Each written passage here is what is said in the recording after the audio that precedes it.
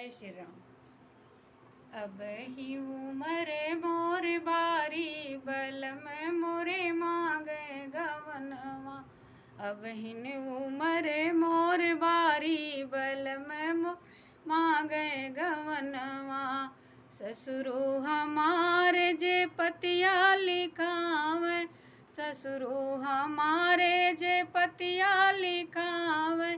सासू हमारी जे नौआ पठावे, सासू हमारी नौआ पठावे। मते धरो माई वधवा बलम मोर मांगे गवनवा। मते धरो माई वधवा बलम मोरे मांगे गवनवा। अब ही उमरे मोर बारी बलम मोरे मांगे गवनवा।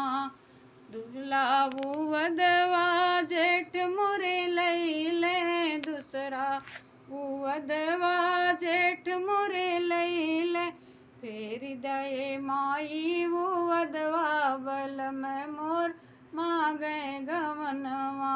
फेरी दये माई वधवा बलम मोर मांगे गवनवा। अब ही उमरे मोर बारी बलम मोर मांगे गवनवा।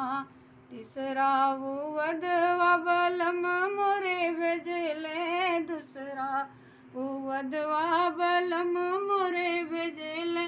दई द्या माई गवनवा बलम मोर मांगे गवनवा।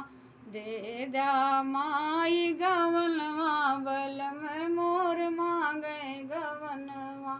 अब ही उमरे मोरी बारी बलम मोर मांगे गवनवा। अब ही उमरे मोर बारी बलम मोर